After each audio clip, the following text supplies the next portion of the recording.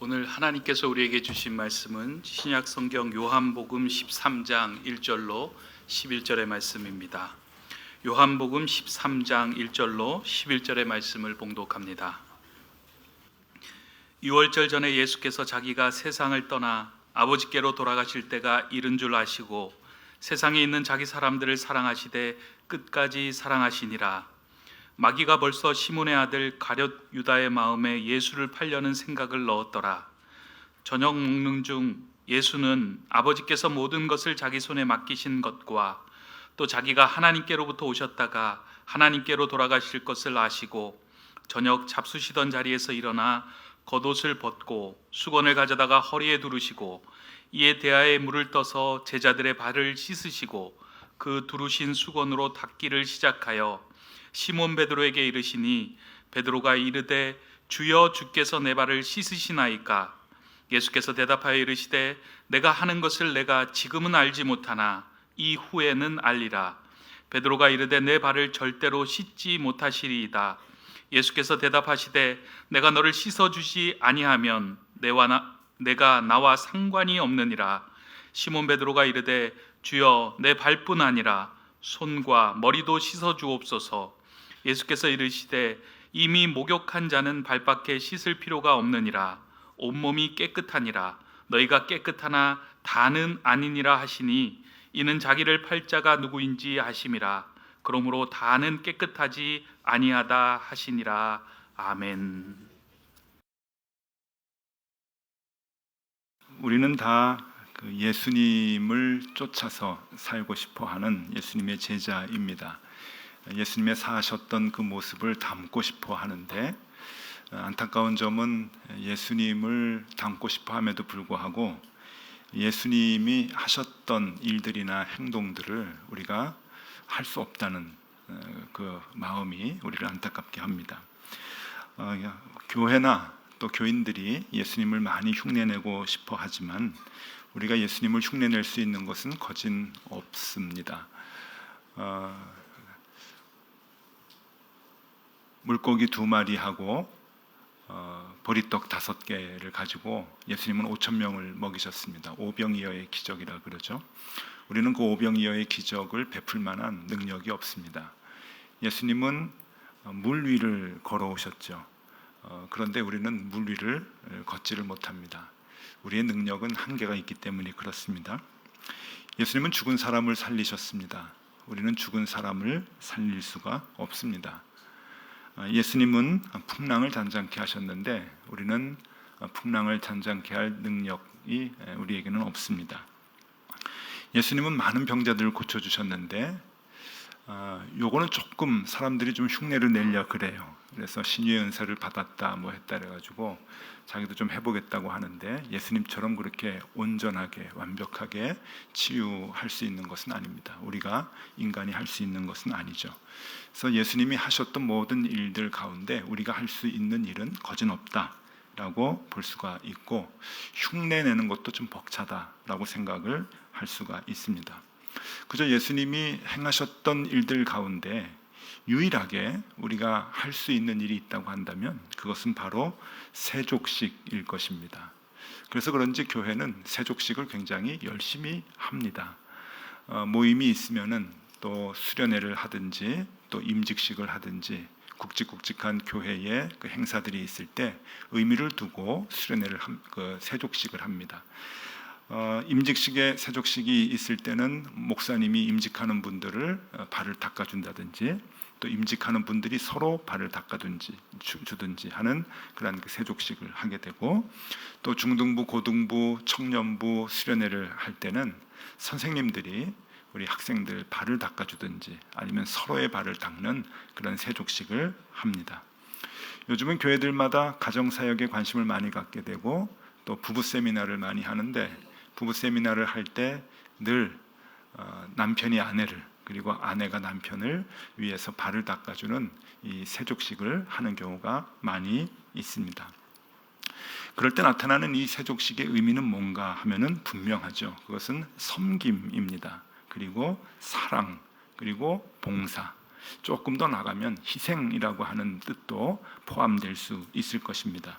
그래서 우리는 서로 섬기라라고 하는 그 예수님의 본을 본받아서 서로 발을 닦아주면서 섬기고 사랑하는 일에 열심을 냅니다. 그런데 성경을 가만히 보면은 이 세족식을 행하셨던 예수님의 의도가 과연 섬김에 있을까라고 하는 의문을 갖게 됩니다. 그 의문을 갖는 것에서부터 오늘 이 설교는 이제 시작이 됩니다.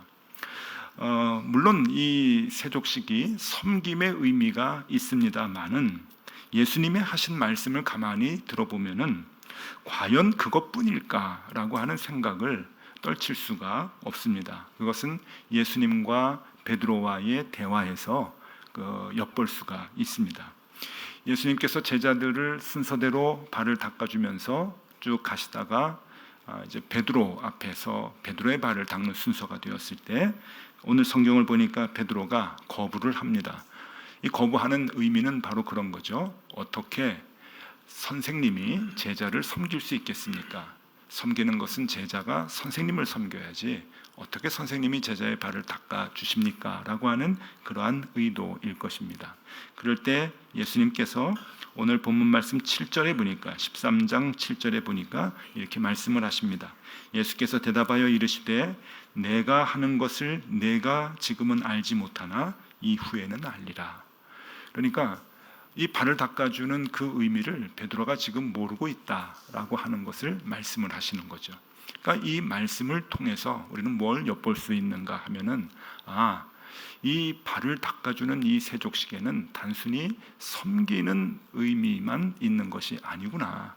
베드로는 지금 왜 제자를 섬기십니까? 선생님이 섬기는 건 제자가 선생님을 섬겨야지 선생님이 어떻게 섬김의 본을 보여주십니까? 라고 얘기했을 때 너는 이 의미를 모른다 라고 말씀하신 것은 분명히 섬김 외에 다른 의미가 있겠다라고 하는 그러한 그 뉘앙스를 우리들에게 줍니다.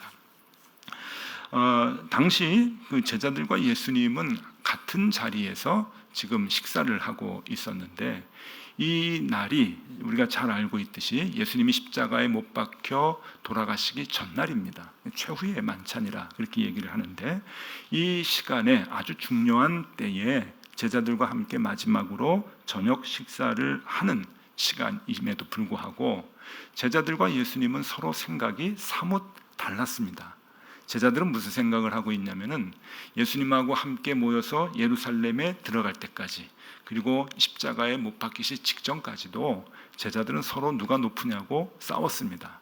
그리고 우리가 잘 알듯이 야고보와 요한 이 두 형제의 어머니는 예수님께 직접 와가지고 당신이 왕이 되면은 우리 아들들을 높은 자리에 좀 세워주십시오라고 하는 인사청탁의 이야기까지 할 정도입니다. 그러니까 제자들은 지금 서로 누가 높으냐 누가 더 낫냐라고 하는 그 경쟁의 싸움에 한참 있었을 때 예수님의 생각은 사뭇 달랐죠. 예수님은 지금 무슨 생각을 하고 계시냐면은 이제 곧 붙잡혀서 고난을 당하고 십자가에 못 박혀 죽게 되는 그 상황을 생각을 하면서 온통 십자가를 생각하고 계셨습니다.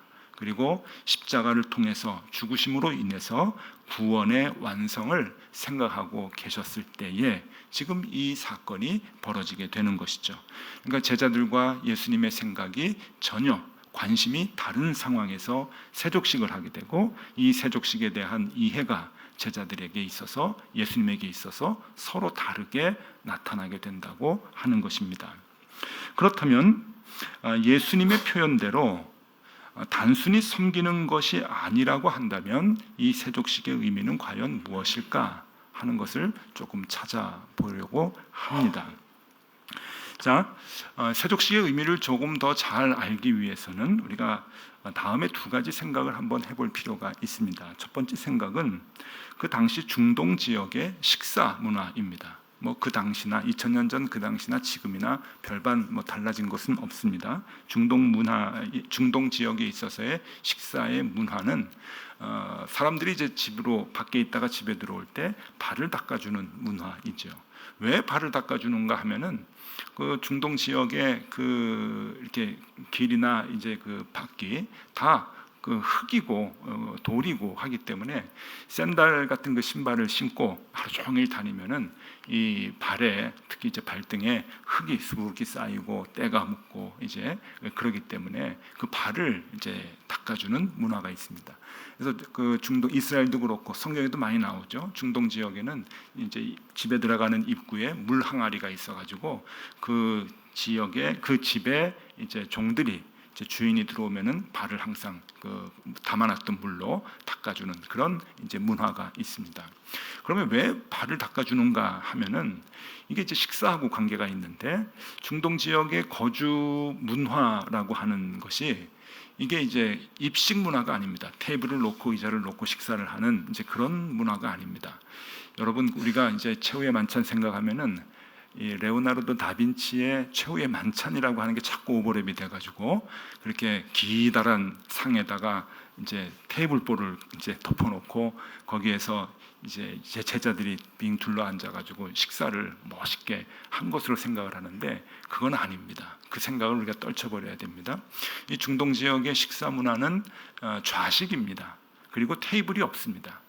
그냥 양탄자를 깔아놓은 방바닥에 사람들이 다 주저앉아가지고 상도 없이 그냥 음식을 바닥에다 놓고 함께 떼고 나누는 그것이 이제 식사 문화고, 지금도 중동 지역에서는 그렇게 식사를 하는데, 그럴 때 항상 이 방바닥에 놓여져 있는 음식과 가장 가까이 있는 것은 발입니다.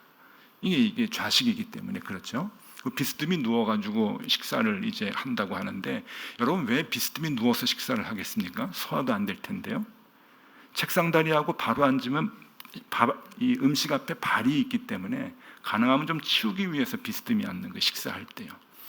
그러니까 거기에 흙이 묻어 있거나 먼지가 묻어 있거나 그러면은 굉장히 이게 조금 밥 먹기가 조금 불편합니다. 그래서 언제나 발을 이제 닦아 주는 거겠죠. 자, 그러면은 누가 누구를 닦아줘야 되느냐? 종이 주인을 닦아줘야 됩니다. 자녀가 부모를 닦아줘야 됩니다.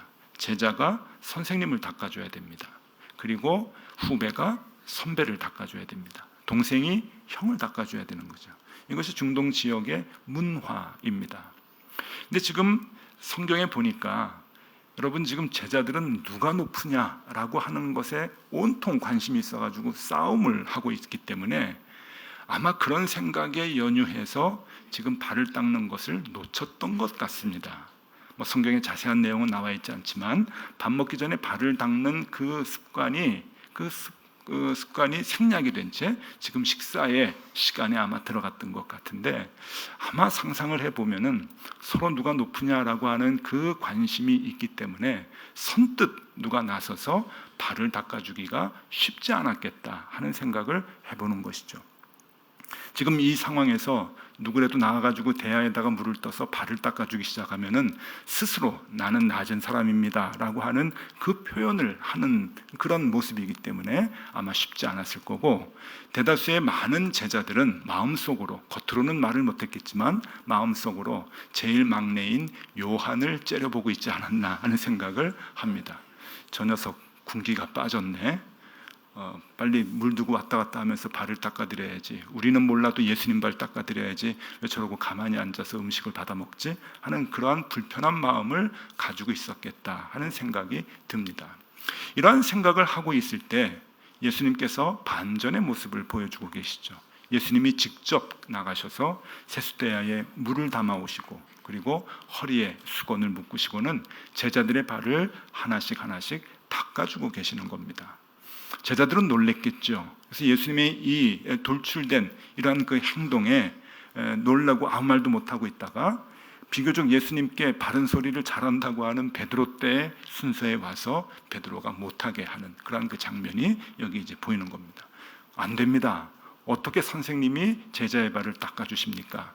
그나마 베드로가 예수님을 생각해서 이러한 대답을 말을 했던 거고, 그 말을 듣고서 예수님의 답은 너는 잘 모른다 하는 답이었습니다. 베드로가 뭘 몰랐을까요? 베드로가 공부는 좀 못했습니다. 학력이 좀 이렇게 없고 무식했던 건 사실인데, 그렇다고 상식적으로 이 선생님이 발을 닦아주는 그 의미를 베드로가 몰랐을까? 베드로도 충분히 알았을 겁니다. 그래서 하지 말라고 했을 텐데 예수님께서는 너는 잘 모른다라고 하면서 베드로의 발을 닦아주고 계시는 것이죠. 또 하나 이 의미를 알기 위해서 하나 생각을 할 것은 이 중동 지역의 신발에 대한 그 문화입니다. 이게 이제 우리의 생각하고 조금 다른데 이것을 잘 이해하기 위해서 사건 하나를 좀 말씀을 드리겠는데 아마 기억하시는 분들이 많이 계실 겁니다. 지난 2008년도 그러니까 10년이 훨씬 이제 넘었네요. 2008년도 12월에 중동에서 일어났던 그 이라크 전쟁이 이제 거진 이제 다 끝나고 이라크 전쟁의 승리를 이제 선언하면서 이제 그 기자회견을 하기 위해서 미국의 당시 부시 대통령이 비행기를 타고 이라크까지 갔습니다. 많은 참모들이 위험하니까 가지 말아라라고 함에도 불구하고 괜찮다. 그러고서는 그냥 이제 갔는데 바그다드에서 기자회견을 했죠. 기자회견을 하는데 기자회견을 하는 동안에 아주 큰 사건이 벌어져 가지고 엄청난 큰 뉴스가 되었습니다. 알자이디라고 하는 이라크의 그 기자 한 사람이 기자회견 도중에 자기의 신발을 벗어서 부시 대통령한테 던진 사건이 일어났습니다. 엄청난 큰 사건입니다. 미국 대통령한테 이제 뭘 투척을 한 거죠. 현장에서 그는 잡혔고 그래서 조사를 받았는데 나중에 이제 이라크에서 크게 영웅이 됐다라고 하는 그런 그 소식이 이제 들렸죠. 알자이디라고 하는 사람입니다. 그가 왜 신발을 벗어 던졌을까 하는 생각을 좀 깊이 해볼 필요가 있습니다. 부시 대통령이 기분이 나빠가지고 부시 대통령이 싫어서 뭘 던져야 된다고 한다면은 그래서 타격을 줘야 하는 목적이라고 한다면 신발 말고 다른 것들이 많았을 것입니다. 자, 기자회견장입니다. 뭘 던질 수 있을까요? 펜이 있습니다. 아주 날카로운 펜이 있습니다. 그걸 던지면 아주 큰 상처를 줄 수가 있는 거죠. 또 펜보다 더 큰 상처를 줄 수 있는 게 무거운 카메라입니다. 기자들이니까 카메라를 다 들고 있죠. 카메라에는 어깨 끈이 있습니다. 빙빙 돌려가지고 이제 던지면은 엄청나게 큰 타격을 줄 수가 있습니다. 그것도 안 되면 마지막으로 노트북이 있습니다. 비행 접시 같이 이렇게 던지면 어디라도 맞으면 좀 이렇게 다치는 그러한 타격을 줄 수 있는 물건들이 기자회견장에는 많이 있습니다. 철저하게 이 뭐 이렇게 그 무기를 가지고 들어가지 못하도록 그렇게 검열을 해도 기자이기 때문에 타격을 줄 수 있는 기본적인 물건들이 있는데 굳이 그것을 던지지 않고 이 알자이디라고 하는 사람은 신발을 벗어 던졌습니다. 그리고 이라크 사람들은 열광을 했죠. 왜 신발일까? 그래서 많은 사람들이 중동 지역의 신발에 대한 문화를 그때 새롭게 알게 되었습니다. 중동 사람들의 신발이라고 하는 것은 신발을 벗는다라고 하는 것은 왕 앞에서의 순종을 의미하는 행위라고 하는 것이에요. 그래서 절대적인 복종을 할 때 신발을 벗습니다. 그러니까 그 부시 대통령한테 이라크 사람이 신발을 벗어가지고 던졌다라고 하는 것은 나는 너희들에게 복종을 못한다라고 하는 그런 의미죠. 너는 우리의 주인이 못 된다라고 하는 그런 강력한 그 마음의 표현을 했던 겁니다.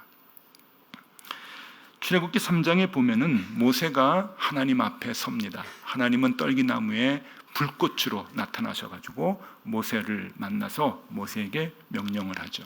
모세를 만났을 때 하나님은 처음으로 모세에게 이렇게 얘기합니다. 내가 선 곳은 거룩한 땅이니 내 발에서 신을 벗어라. 신을 벗어라. 그때 모세는 그 말의 의미를 알고 신을 벗습니다. 모세가 하나님 앞에서 왜 신을 벗었을까요? 하나님은 왜 모세에게 신을 벗으라고 했을까요? 그것은 주종관계가 형성되는 순간입니다. 그리고 모세는 신을 벗음으로 인해서 여호와 하나님을 나의 주님으로 생각하고 섬기게 되었고 그의 삶은 신을 벗기 전과 신을 벗은 후 완전히 달라지게 됩니다. 그래서 모세는 이스라엘 백성들 앞에서 철저하게 하나님을 믿고 하나님을 대변하죠. 왜? 하나님이 나의 왕이시고 하나님이 나의 주인이시기 때문에 그런 겁니다. 모세는 어떻게 하나님을 믿었을까? 그는 누차 제가 말씀을 드렸죠. 많은 사람들은 40년간 걸려서 가야 할 길을 2주간에 주파시키는 그 하나님을 열광하고 따라갑니다. 그러나 모세는 반대였습니다. 2주간이면 갈 수 있는 그 거리를 광야에서 40년간 삥삥 돌려서 고생 시켜도 그 여호와 하나님을 의지하고 신뢰했던 것입니다. 하나님의 의도가 있겠지, 하나님의 계획이 있겠지, 하나님은 분명하게 우리를 인도하시는 분이니까 그 하나님의 신실함을 의지하고 모세는 40년 동안 고생을 시키는 그 하나님을 끝까지 배반하지 않고 하나님을 믿고 오히려 이스라엘 백성들에게 하나님을 대변했던 사람입니다. 왜 그랬을까요? 하나님 앞에서 신발을 벗은 사람이기 때문에 그런 것이죠. 자, 지금 그런 시각으로 이제 다시 우리 본문을 살펴보도록 하겠습니다. 요한복음 13장 6절에서 9절까지의 말씀을 한 절씩 차근차근 봐보겠습니다. 6절입니다. 시몬 베드로에게 이르시되 베드로가 이르되 주여 주께서 내 발을 씻으시나이까. 우리말이 조금 이제 생략된 부분들이 많은데 의미는 다 아시겠죠? 주님, 어떻게 선생님이 제자인 나의 발을 씻겨주십니까? 이건 안 됩니다 라고 하는 그러한 의미입니다. 그 말을 듣고 7절에 예수님께서 이렇게 대답하십니다. 예수께서 대답하여 이르시되 내가 하는 것을 내가 지금은 알지 못하나 이후에는 알리라. 여기도 생략된 단어들이 좀 있죠. 이 무식한 놈아, 왜 이걸 모르느냐, 너는 이걸 모른다, 이제 나중에 내가 어떤 의미로 지금 발을 닦아주는지 네가 나중에 알 것이다 라고 하는 이야기 말씀을 하십니다. 8절입니다. 베드로가 이르되 내 발을 절대로 씻지 못하시리이다. 아직도 이해가 안 가는 거예요. 주님, 내 발을 씻지 못합니다. 그랬더니 예수님께서 8절 마지막 부분에 내가 너를 씻어주지 아니하면 내가 나와 상관이 없느니라. 여러분들은 이제 이해가 가시죠? 호렙산에서 하나님과 모세와의 관계를 보면서 내가 너를 씻어주지 않으면 네가 나와 상관이 없다. 지금 예수님께서 베드로에게 얘기하는데 베드로는 아직도 그 의미를 모릅니다. 그래서 9절에 이렇게 얘기합니다. 시몬 베드로가 이르되 주여 내 발뿐 아니라 손과 머리도 씻어주옵소서. 그러니까 상관없다고 얘기하니까 덜컥 겁이 난 거예요. 그러니까 다 씻겨주십시오. 그리고선 머리까지 들이밀고 이제 그런 거죠. 예수님께서 10절에 이렇게 얘기합니다. 목욕한 자는 발만 씻으면 돼. 다 목욕했잖아. 하나님 안에서 다 깨끗해졌잖아. 하나님의 자녀가 됐잖아. 그러니까 이제 발만 닦으면 된다 하는 말씀을 하면서 세족식을 이어나갑니다. 베드로는 무엇을 몰랐을까요? 아무리 학력이 짧아서 무식하다고 해도 세족식이 섬김이라고 하는 것은 누구나 다 아는 사실입니다. 섬겨라, 서로 사랑해라, 쌈박질만 하지 말고 서로 희생을 해라, 낮아져라 라고 하는 것을 베드로도 알았을 것입니다. 그러나 예수님께서는 거기에 더해서 새로운 의미를 얘기하십니다. 그 예수님의 마음을 베드로는 지금 모르고 있는 것입니다. 예수님의 마음이 무엇입니까? 그것이 요한복음 21장 18절에 잘 드러납니다. 요한복음 21장 18절의 말씀을 읽어드립니다. 내가 진실로 진실로 네게 이르노니, 베드로에게 예수님이 말씀하시는 거예요.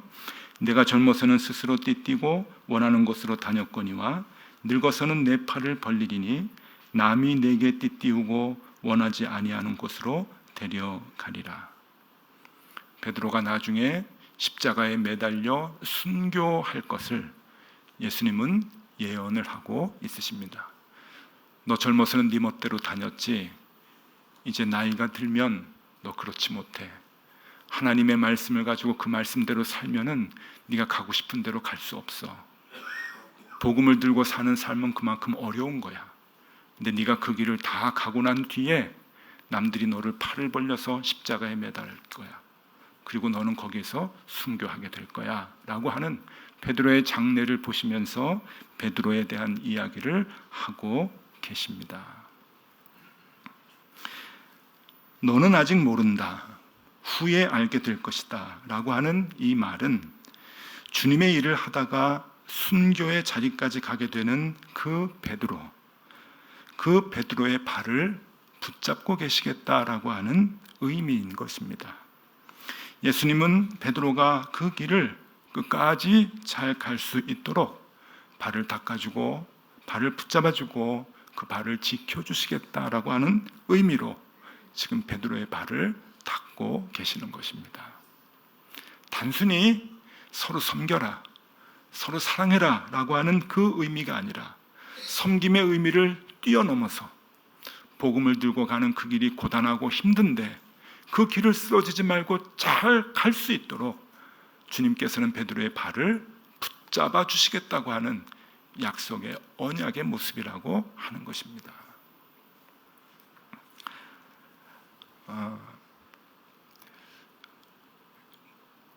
많은 화가들이 있는데요.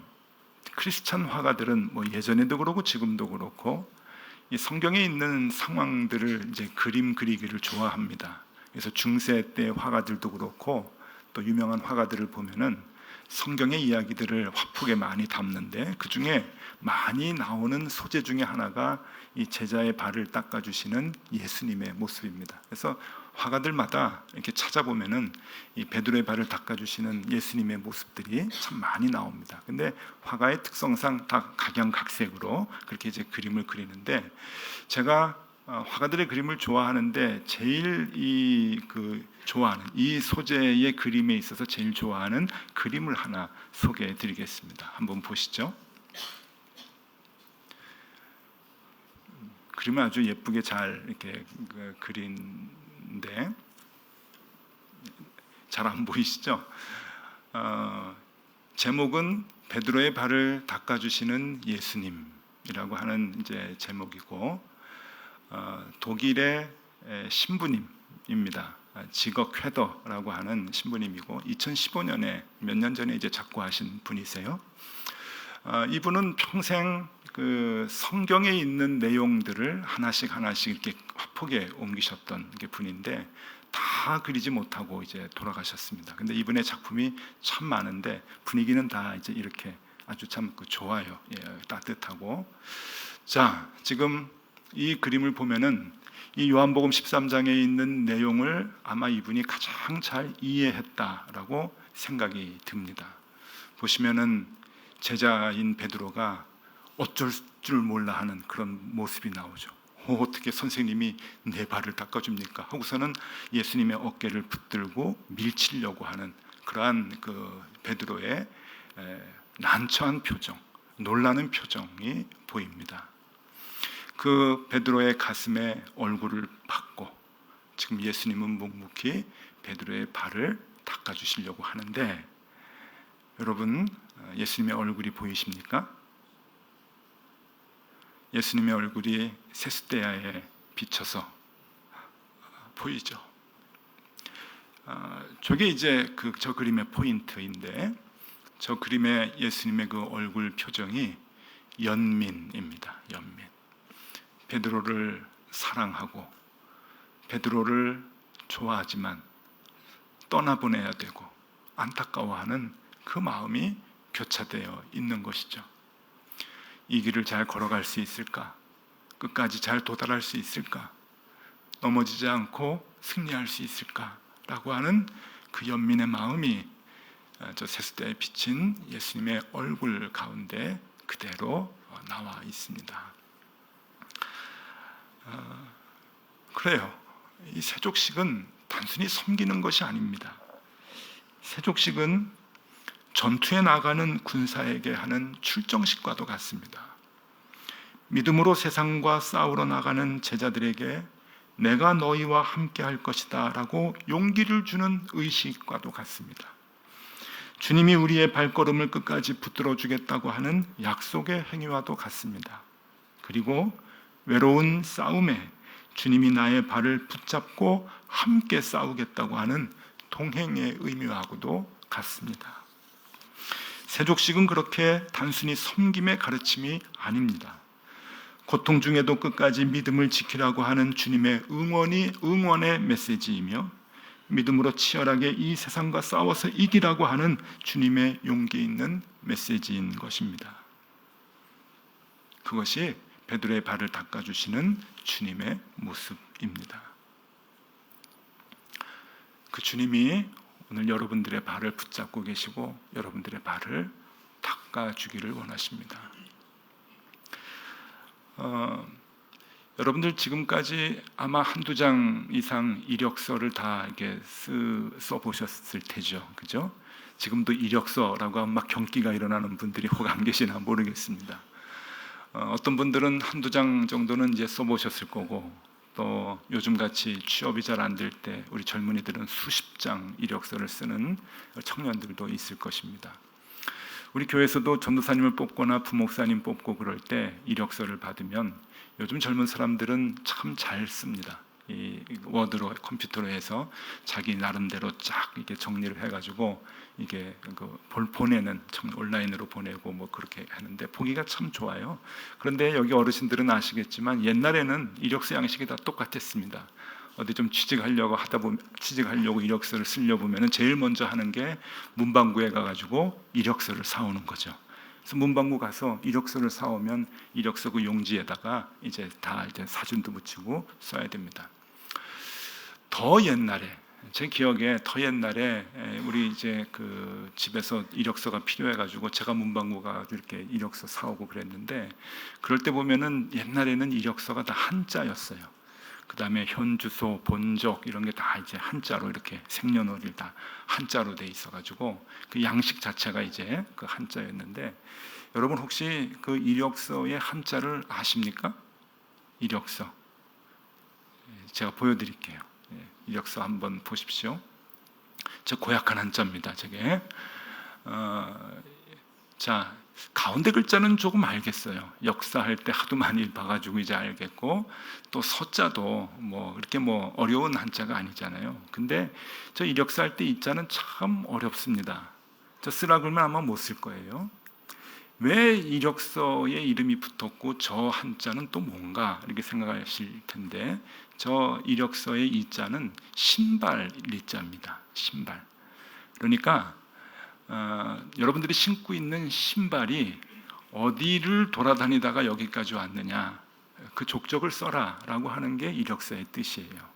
그러니까 달리 말하면 여러분들은 어디를 걸어 다니다가 지금 이 자리에 오셨는가, 여러분들이 삶에서 걸어 다녔던 그것을 쓰시오 하는 게 이력서입니다. 여러분 지금까지 어떤 이력서를 쓰셨습니까? 그리고 어떤 이력서를 앞으로 써 나가시렵니까? 여러분들의 신고 있는 그 신발은 앞으로 어디를 향해서 갈 것이며, 여러분들의 발은 어느 방향을 향해서 갈 겁니까? 시편 115편 105절에 이렇게 말씀합니다. 주의 말씀은 내 발의 등이요 내 길의 빛이니이다. 우리가 주님의 말씀을 의지해서 그 주님의 말씀을 붙들고 주님의 말씀이 비춰주는 그 길을 걸어가야 된다고 얘기합니다. 올해 우리 교회 표어는 여러분들 잘 아시듯이 덕소 다시거할 시은소입니다. 이 표어의 의미는 새로운 덕소교회에서 하나님의 사랑을 되찾자라고 하는 것입니다. 이곳에서 우리의 믿음을 다시 회복하자라고 하는 의미입니다. 그래서 오래도록 잊었던 믿음의 길을 다시 함께 걷자라고 하는 뜻으로 덕소 다시거할 시은소라고 하는 표어를 정했습니다. 여러분, 덕소 시은소에서 신앙의 이력서를 우리가 다시 쓰면 좋겠습니다. 그 이력서는 높은 뜻 덕소교회에 등록했으니 지금까지 나의 교회의 이력에 새 교회 이름을 하나 더 써넣자고 하는 것이 아닙니다. 나는 무슨 교회를 거쳐서 지금 높은 뜻 덕소교회에 왔다고 하는 것을 쓰라고 하는 것이 아닙니다. 여러분 이미 다 경험해 보지 않으셨습니까? 우리에게 교회가 무슨 의미가 있으며 내가 어느 교회에 몸담았다고 하는 것이 우리의 신앙에 어떤 유익이 있겠습니까? 우리가 써야 할 이력서는 하나님과의 관계에서의 이력서입니다. 내 발이 하나님의 말씀대로 살기 위해서 어느 길로 가야 할 것인가 하는 문제의 답입니다. 내 걸음걸이가 주님의 말씀대로 살기 위해 어느 길로 가야 하느냐라고 하는 문제입니다. 덕소, 시은소에서 새롭게 써야 할 신앙의 이력서는 바로 우리가 새롭게 결단하고 가야 할 믿음의 길을 의미합니다. 여러분, 힘들고 어렵겠지만 걱정하지 마십시오. 주님께서 우리의 발을 붙들고 응원하고 계시기 때문입니다. 우리의 발걸음을 주님이 끝까지 지켜보시고 함께 동행하여 주실 것입니다. 여러분들의 신앙의 이력서를 새로 쓰고자 하는 그 용기가 이곳 덕소시은소에서 날마다 새롭게 생겨나기를 소망합니다. 이 땅에서의 우리의 삶을 다 살 때까지 주님께서 여러분들의 발을 붙드시고 동행해 주실 것입니다. 기도하겠습니다. 주님, 우리가 걸어온 이력서를 되돌아봅니다. 여태 부끄러운 길만 걸어오지는 않았습니까? 이제 더욱 주님을 사랑하게 하시고 우리의 작은 보폭이지만 주님을 위한 걸음을 새롭게 내딛게 하여 주시옵소서. 그렇게 주님과 동행하며 하루하루 걷다가 주님 앞에 설 때 자신 있게 우리의 이력서를 주님께 드리는 우리 모두가 되게 하여 주시옵소서. 예수 그리스도 이름으로 기도드리옵나이다. 아멘.